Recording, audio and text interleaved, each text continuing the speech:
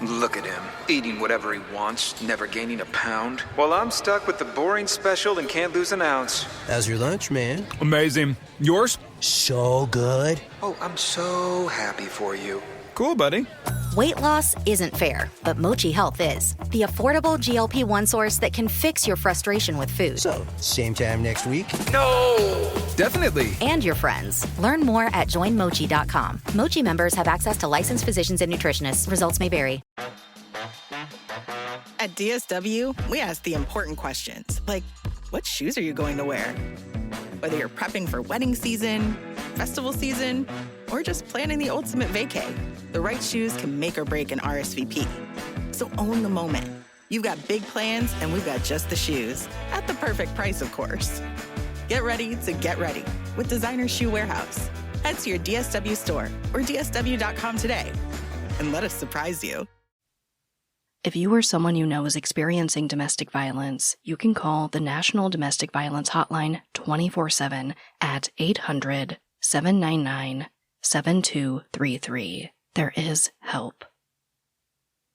Voices for Justice is a podcast that uses adult language and discusses sensitive and potentially triggering topics, including violence, abuse, and murder.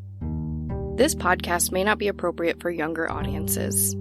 All parties are innocent until proven guilty in a court of law. Some names have been changed or omitted per their request or for safety purposes.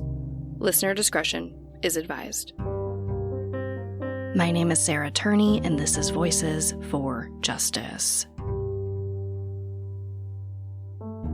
Today, I'm discussing the case of Courtney Holden. Today's case, Courtney's story, is one that when I heard the details of, instantly outraged me. It feels like the police know what happened, her neighbors, her friends, family, and even her ex feel like they know what happened to her. Investigators just haven't been able to find whatever they need to bring charges to those responsible, and they've turned to the public for help. This is the case of Courtney Holden. When Detective Randy Lesser from the Spokane Police Department is assigned a welfare check turned missing person case in the fall of 2019, he has a lot to work with from day one. In early October, his department began getting calls expressing concern for a 27-year-old Spokane resident named Courtney Holden and her 7-year-old son. According to reporting by Taylor Graham for KXLY News, on October 5th, they get a call from a woman Courtney's son's father was dating, Autumn Schatz. She says she's worried about Courtney and hasn't seen her or her son in about a year and a half. The next day, on October 6th, the father of Courtney's son, Michael Dowd, calls. He says he hasn't seen Courtney or their son in 2 years.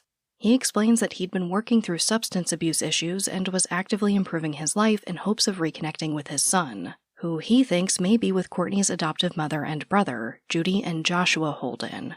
So, on October 8th, officers with the Spokane PD arrive at the Holden residence.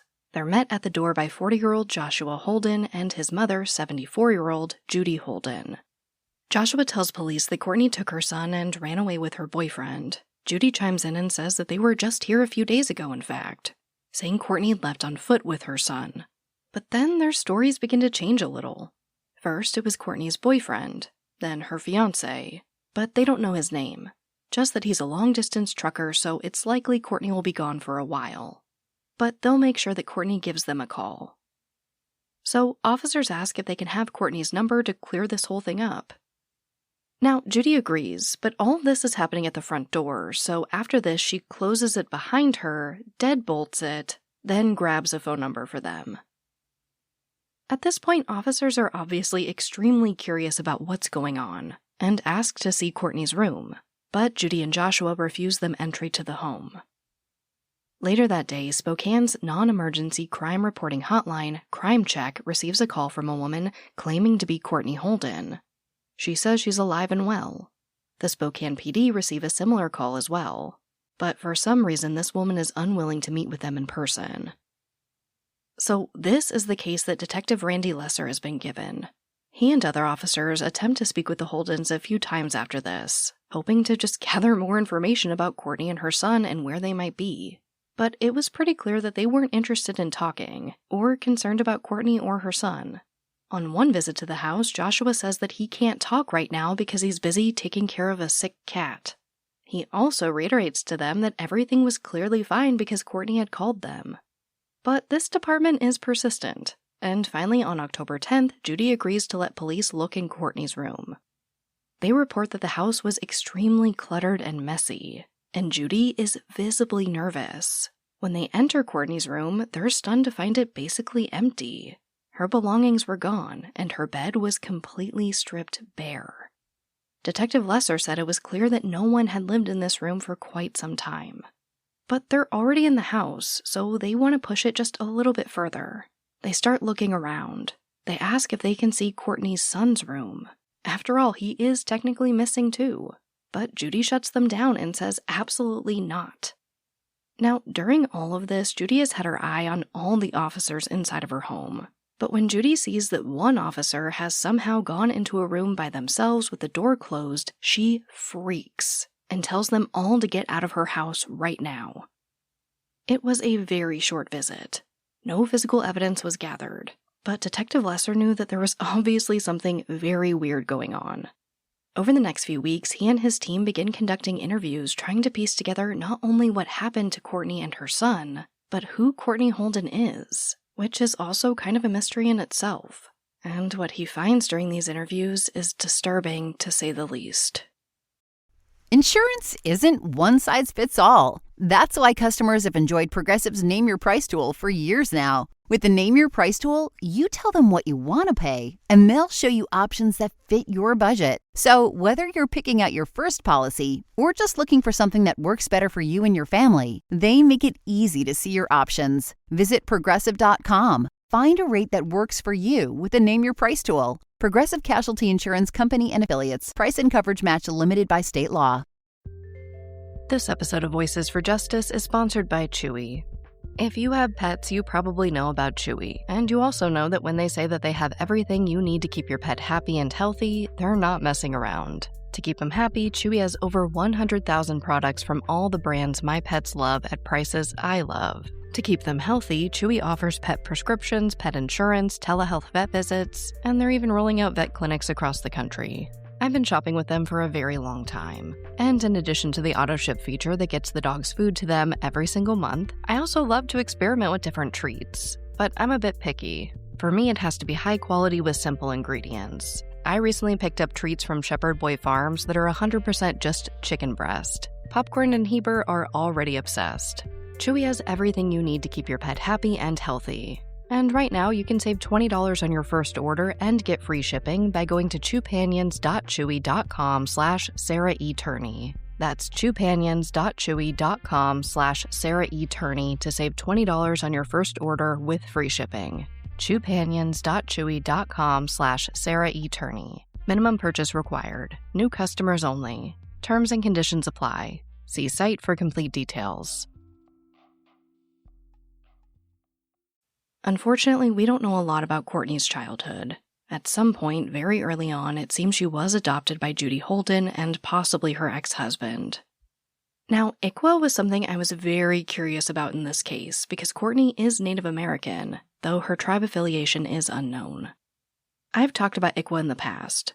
It stands for the Indian Child Welfare Act and was put in place in 1978 to protect Native children in foster care or up for adoption from abuse, and to help preserve their culture by ensuring an effort is made to place Native children with Native families. The thing is, we don't know if the Holdens are Native American. We just know that Courtney is. So this is a huge question mark here. Now, Joshua is about 12 years older than Courtney, so it seems reasonable to believe that they likely spent some time together growing up. At some point, he moves out. Courtney meets and eventually has a son with Michael Dowd in 2012. This sours somewhere along the way because in October 2013, a petition for a parenting order is filed with the court.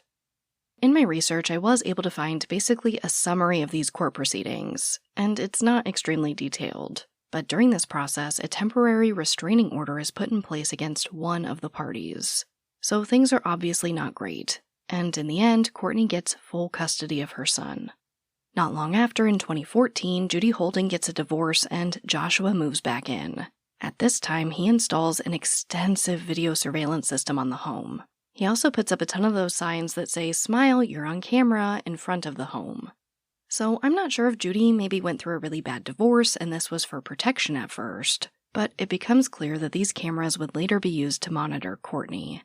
While I don't think anyone would call Judy a passive player in all of this, Joshua moving back in seems to be when Courtney began to become isolated from the outside world. So investigators begin to look into Joshua's past, and they find a very lengthy and disturbing criminal history. In 2003, he was a suspect in a rape case. In 2005, he was charged with the rape of a different woman, who reported to police that when she tried to escape, Joshua told her, quote, "I'm not done with you yet," end quote. These charges were eventually dropped when the victim stopped cooperating. He has also been arrested on charges of burglary, unlawful imprisonment, and domestic violence. This history, paired with the statements from those who knew Courtney and her son, is downright terrifying. Neighbor Barbara Pillars said, quote, "It wasn't happy there. I would see Courtney come out in the evening. She'd be out in the yard doing chores. They were not allowed out in the daytime," end quote. Now, Barbara is one of the only names we have in this case. Most of the statements from neighbors, they're just called that, neighbors, so you'll have to bear with me here. Other neighbors describe Joshua as dangerous, violent, and unpredictable. Some say that Judy cowered in his presence, and at least one neighbor reported hearing Joshua constantly screaming at Courtney and being extremely overbearing with her son. In fact, Courtney's son was reportedly instructed to call Judy Mom, Joshua Dad, and Courtney by her first name, or possibly the name Cindy, because apparently Courtney was made to do so many chores around the house that Joshua and Judy called her Cindy, short for Cinderella. Can you feel the outrage? But it only gets worse. Neighbors reported that Courtney's son would often go try to play outside like a normal kid, but would be met with Joshua screaming for him to get back inside. And Courtney was completely isolated from the outside world. She had no car and no cell phone, so whatever phone number the Holdens gave to police was not hers. Despite this, Courtney did manage to speak to some neighbors. From the pictures I've seen of the home, it looks like your typical suburban neighborhood where everybody's really crammed together. I live in a neighborhood just like that, so people heard and saw a lot. For a while, Courtney was able to speak with the neighbor behind them in the backyard over the fence, but pretty quickly she was banned from speaking with them by Joshua and Judy. Courtney grew close to another neighbor who she would call in the middle of the night when everyone else was asleep to vent. According to this neighbor, Courtney would call crying and discuss how Joshua abused her and how scared she was. This neighbor encouraged Courtney to take her son and leave, but Courtney said she couldn't because of the cameras. Courtney also spoke to someone on Facebook nearly every single day until approximately January 2018. Her last message to this person was, quote, I gotta go, Josh is coming," end quote. Pretty much everyone tells a similar story. Courtney was screaming to the world about being abused by Joshua. Courtney's biological brother reports last seeing Courtney sometime in 2018 with a black eye. In fact, investigators quickly realized that no one has seen Courtney since 2018. She stopped picking up a monthly prescription in July 2018, and it seems that August was the last reported sighting of her. And it is terrifying. They report seeing Courtney walking out of the front door of her home with a large duffel bag. Judy shouts for her to get back in the house. Courtney says, "No, I'm not staying here anymore." And then Joshua, who is over 6 feet tall and weighs about 300 pounds, comes out of the house. He picks up Courtney and physically forces her back into the home. This is the last sighting of her. It's absolutely chilling. Neighbors would later report that a few days after this, Joshua spent 2 nights building a swing set in the backyard. It's not known if he poured concrete for this project, which isn't uncommon when placing a swing set. Neighbors say that they tried to check up on Courtney. They'd go to the house and be told that she wasn't there. She ran away with a boyfriend, it was her fiancé. Sometimes they even said that she was there but couldn't come to the door. Now, as all these interviews are being conducted, they're gathering all this information. They start getting some news about the day that they performed the welfare check and checked Courtney's room. So we are flash forwarding back to October 2019. On the day of the welfare check, $600 was withdrawn from Courtney's bank account, and Judy and Joshua used Courtney's EBT card to purchase groceries. When investigators came back 2 days later and searched Courtney's room, neighbors would later report seeing Joshua, Judy, Courtney's adoptive sister, and a child leaving the home in a white van. Now, Detective Lester is all over this. Obviously, something has happened here, and by October 24th, he is back at the Holden residence with a search warrant. But Judy, Joshua, their 6 pets, and the entire DVR system for the video surveillance were gone. This episode of Voices for Justice is brought to you by Quince. I've been trying to be more intentional about what I wear each day. I'm leaning into pieces that feel effortless, comfortable, and still put together, and Quince has been my go-to. The fabrics feel elevated, the fits are flattering, and everything just works without overthinking it.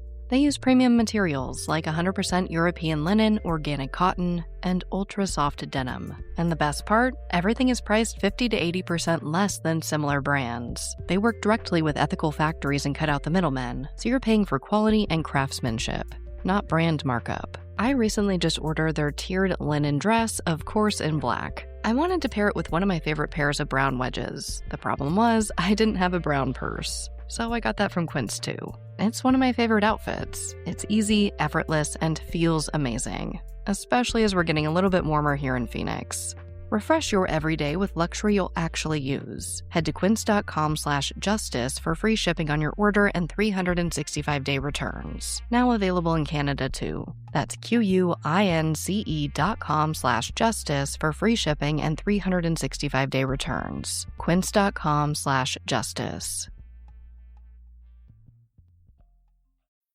Kayak gets my flight, hotel, and rental car right, so I can tune out travel advice that's just plain wrong. Bro, Skycoin. Way better than points. Never fly during a Scorpio full moon. Just tell the manager you'll sue. Instant room upgrade. Stop taking bad travel advice. Start comparing hundreds of sites with Kayak and get your trip right. Kayak. Got that right. When investigators search the Holden residence, 82 items of evidence are discovered. Police aren't telling us much, but here's what they and court documents have revealed. Multiple ID cards were found along with computers, 18 cell phones, handwritten, quote, blackmail notes, end quote, and a journal that belonged to Courtney. So investigators get to work hunting down Judy and Joshua, but their phones are deactivated. However, Judy and Joshua aren't really that great at running, if that was their intention, which most people seem to believe that it was, because police find that on that very same day that their phones were deactivated, the pair got new phones with Texas area codes. So they start looking at Texas. But as investigators are trying to locate Judy and Joshua, they get a call from a neighbor saying that there's a man in the front yard of the Holden residence. So police race over there, thinking that maybe they'll find Joshua or Judy back at the house. But instead, they find Courtney's adoptive sister's husband. Like I said, there are virtually no names in this case, so stick with me. He's in the front yard when police approach asking about Courtney and her son. He tells them that he and his wife are there to check on the house for Judy and Joshua. He also tells them that they have Courtney's son. But a few minutes later, it seems that his wife sees that the police are there and talking to him, so she marches right outside. She says she hasn't seen Courtney in 2 years, but she knows that she has her son, not Joshua and Judy. So at this point, police are like, hey, okay, so how can we contact your mom and brother? We can't seem to get a hold of them. And she says, well, I don't know. I don't have contact information for them. Last I heard, they were on a road trip to celebrate Judy's retirement. I mean, obviously, nothing is adding up here, and they quickly discover another extremely disturbing piece of information. Through speaking with more family members, including Courtney's other adoptive sister, not the one at the house with her husband, so a different daughter of Judy's, this woman admits that she made the calls to police claiming to be Courtney. When asked why she would do something like that, she doesn't give an answer. I warned you that this is a frustrating case, and it only gets worse. They learn that Judy and Joshua have been taking money from Courtney's bank account and using her EBT card for over a year. They actually find video of Joshua, Judy, and a small child at the grocery store using the card. They, of course, believe that the child is Courtney's son, and it's clear that he's been with Judy and Joshua well past Courtney going missing. Now, one thing that I want to address, because I feel like I just can't gloss this over, is that not at any point in this case does it seem that Courtney's son is considered to be a missing child. Like, at all, ever. There were no calls to the media to help find him. No Amber Alert that I could find. I can only assume that's because police knew he was with Judy and Joshua. I don't know, this is another question mark and just an area of this case that I felt was pretty confusing. But wouldn't you know it, police followed the trail down to Texas. And on December 16th, 2019, they find Judy, Joshua, and Courtney's son in Plano, staying at Judy's daughter's home, the one who told police that she didn't have a way to contact her mom. 2 days later, Judy and Joshua are arrested, but only on the charges of identity theft for using Courtney's accounts and second-degree custodial interference domestic violence for keeping her son. Joshua is additionally charged with criminal mischief, and at this point, Joshua and Judy stop talking to police altogether. Michael Dowd does travel to Texas and take custody of his son, whose condition is unknown. In time, investigators learn that Joshua and Judy went from Spokane, Washington to an RV park in Oklahoma, where they seem to have been trying to lay low for a while. They searched Judy's vehicle and the trailer they were staying in, but nothing is found related to Courtney. Now, this is really when Courtney's case begins to heat up a little bit in the media. While she hasn't gotten a ton of media attention, the arrest at least sparks some. And through that, a man named Jensen Tyler comes forward. And he has a lot to say about the Holdens. He and his brother were fostered by Judy Holden when they were very young. Basically, he says that he lived in the house from his first memory until he turned 12. He says that at first, it seemed like the Holdens were taking in foster kids just for extra cash. He saw a lot of kids come and go over the years, but at some point it turned into outright abuse, and he says that most of it came from Joshua. In an interview with local KHQ News, he said, quote, "It was like my brother was a dog, and just there for Joshua to beat up," end quote. He explains that physical and mental abuse were their everyday lives in the Holden home, and his brother eventually stabbed one of the Holdens. He doesn't clarify which one, but says they were later able to escape the home with the help of their biological sisters. After this, he kept in touch with Courtney for a while, who he says became Joshua's new target for abuse. He added that he has no doubt that the Holdens killed Courtney. This episode is brought to you by Nordstrom. Whether you're packing for a vacation or dressing for a wedding, Nordstrom has head-to-toe looks for wherever summer takes you. From swimwear and bold color to romantic florals and dresses that make an entrance, find the right style for every unforgettable moment. Shop new arrivals from brands you love like Farm Rio, Free People, Vince, Waif, and Stod. Plus free shipping and returns and styling help whenever you need it make it all so easy. Shop now in stores at Nordstrom.com or download the Nordstrom app. What they did to your family, you're lucky to make it out alive. Streaming on Peacock. These men are going to come after me. Taking them out is my only chance. Put a bullet in her head. From the co-creator of Ozark. Looks like a family was running drugs. Execution-style killing, it's rare for the Keys. Any leads on who they might have been running for? The cartel killed my family. I'm gonna kill them. All of them. MIA. Streaming now. Only on Peacock.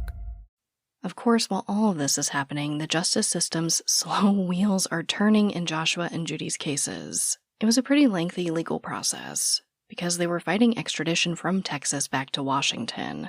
They were also released from custody due to the beginning of the COVID-19 pandemic, and both managed to kind of stay out of custody due to a variety of health concerns.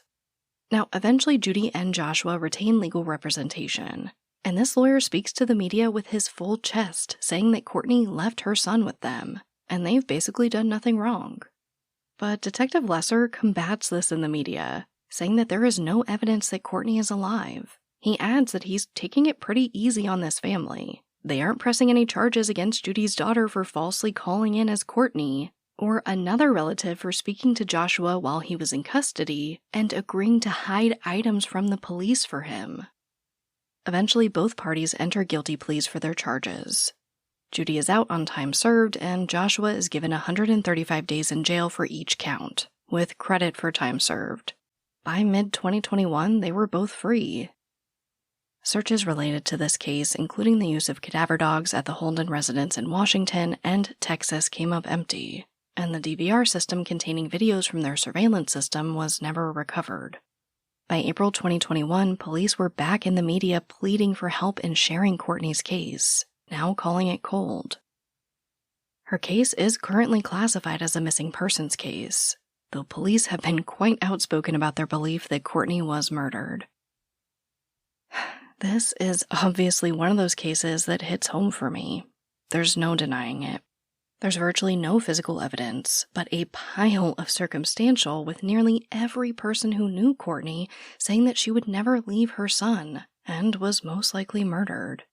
Most of those close to Judy and Joshua who aren't saying that have been caught lying one way or another, or at worst, literally caught impersonating Courtney saying she was alive and well.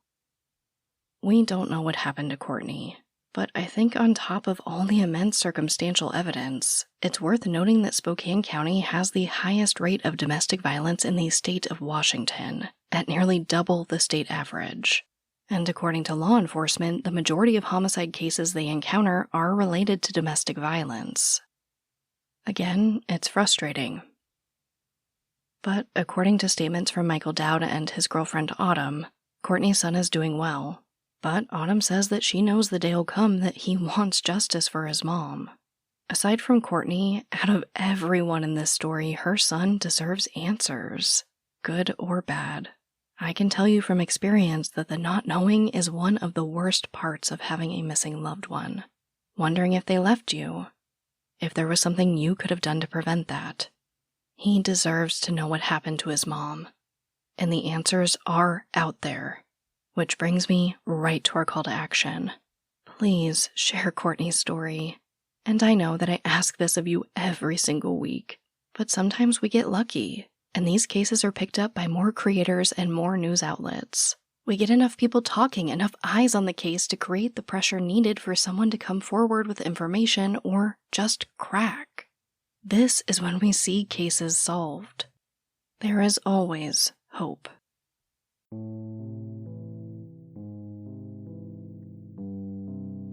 As a reminder, authorities believe Courtney Holden was last seen around April 2018 in Spokane, Washington. She is Native American with brown hair and brown eyes. At the time of her disappearance, she was between 5'5" and 5'7" and weighed approximately 160 pounds. If you have any information about Courtney Holden, please call Crime Check at 509-456-2233. But, as always, thank you, I love you, and I'll talk to you next time. Voices for Justice is hosted and produced by me, Sarah Turney, and is a Voices for Justice media original. If you love what we do here, please don't forget to follow, rate, and review the show in your podcast player. It's an easy and free way to help us and help more people find these cases in need of justice. And for even more content, or if you just want to support the show, you can subscribe to our Patreon at patreon.com/voicesforjustice.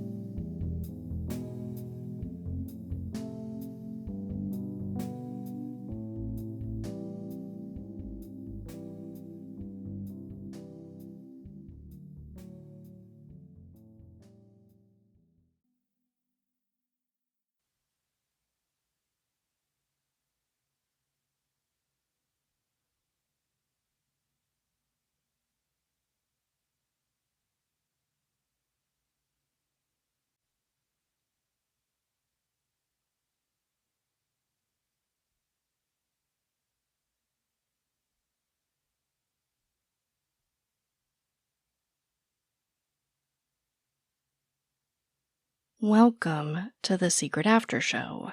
The door is open, our emotional support puppies are in, let's talk about the case. Obviously, this is, I feel like I say this all, they're all heartbreaking. They're all heartbreaking, they're all so sad. There's just so little info on this case and so many holes. I feel like I had like 3 names in this entire script. It was like the neighbor, a friend, an acquaintance, but that's just sometimes how it goes. And honestly, this case reminded me so much of the Margarita Sandoval case that I covered out of Norman, Oklahoma. If you guys remember that, she was in the care of her brother and his wife. They were basically stealing her checks long after they murdered her. At some point, I believe it was the house owner's daughter that goes to the basement and sees a box, and Margarita was inside. The owner of the house, her dad, tells police that, yeah, it was Octavio Sanchez that placed her there, Margarita's brother. Now, I also have to talk about how her son being missing was handled. And basically, I just want to know if you guys have seen something similar in true crime. When I was researching this, that kind of blew me away, and I came to the conclusion that I had to be missing something. They had to have known early on that that kid was with them. Or at least I have to hope so. I have to hope that they didn't take weeks and weeks and weeks of knowing that this kid was missing to not do anything. So I don't know. Have you guys seen something like that in true crime? Let me know on social media. On to what's going on with me. Your guys' cries for a popcorn update have been heard. I've gotten some messages. You guys are so freaking sweet. I love you. He loves you. Unfortunately, there's nothing new to report. He's on his liver pills. He has not been tested again.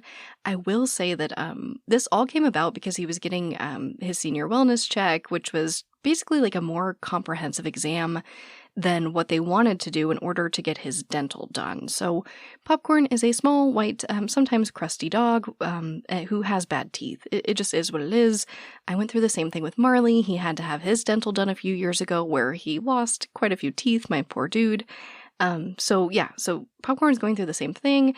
They saw the elevated levels, they were worried, but we don't know where that's at now. And he has his dental the day after this episode airs, so please send him all the love, all the healing vibes, just like he sends to us every single week.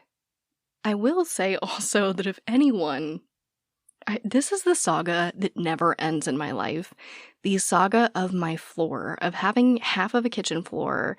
It is going to come to an end, you guys. I've finally found someone to do the work. I just need to pick out the finish, which is so hard for me. I am such a true Libra, and that I will sit there and weigh the pros and cons on these colors forever, but I have made a commitment to myself to pick a floor by the end of the month and get this thing done, because I deserve a full kitchen floor. I will say that with my full chest. And really, a lot of what's going on with me when I'm not in true crime is I'm trying to make my house a better space for myself. I talked about this a little bit on TikTok. If you guys don't follow me over there, I tend to post some pretty personal stuff if you are so interested for whatever reason. But I got this house when I was 21, right before I graduated from college, and I had no money to maintain it, on top of being an extremely young homeowner who had no idea what she was doing and no help, just to be totally honest. So my poor little house, she's strong and mighty, and I love her and all her walls. She needs some love. There are quite a few things in my house that need to be repaired. I just replaced my back door because that was virtually non-functioning, like a sliding patio door, and it got to the point where my niece, who watches the dogs when I'm out of town, she could barely use it, and it was so embarrassing, and it was just way overdue.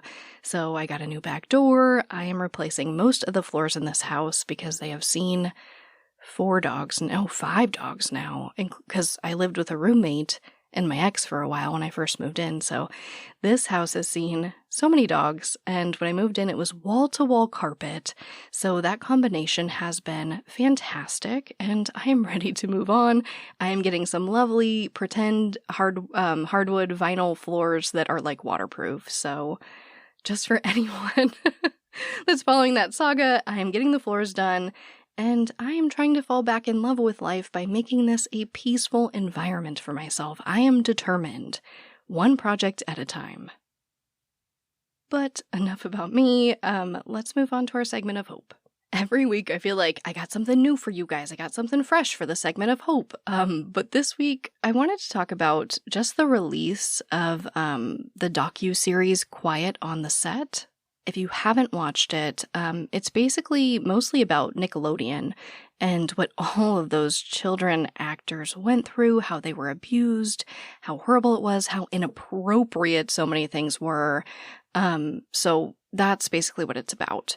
And the reason it makes the segment of hope is because it's making huge waves. So a few things, right? It's causing a lot of commotion in the community. It's causing a lot of people to talk about these issues, which is fucking fantastic. And two, it appears to be heavily made with the cooperation of these victims.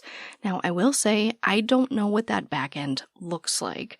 There were victims discussed in this case, victims, survivors, please forgive me, in this case that were featured in this docuseries that did not participate, and that is something to keep in mind, always. But the people who did participate seem to be pretty happy with it. So I think it makes that segment of hope because it's making us question a lot of things. I think it's making us go back to children's programming and just ask really reasonable questions. Is this appropriate? Is this safe? Is this going to traumatize them? Now, if you guys aren't a part of the Patreon, I covered a very less serious subject, I'll just put that out there, but I covered Kid Nation, a reality TV show where kids were like dropped in the middle of the desert and left to fend for themselves. A kid drank bleach. It's absolutely insane. But I love that people are questioning the treatment of children in the entertainment industry. This is a topic that feels like it's everywhere. People are talking about a certain family mom channel on TikTok. I'm conflicted about saying the child's name, but if you know, you know. And yeah, it makes the segment of hope because kids are being considered, kids are being listened to, and I can only hope that that will spark change. But, as always, thank you, I love you, and I'll talk to you next time.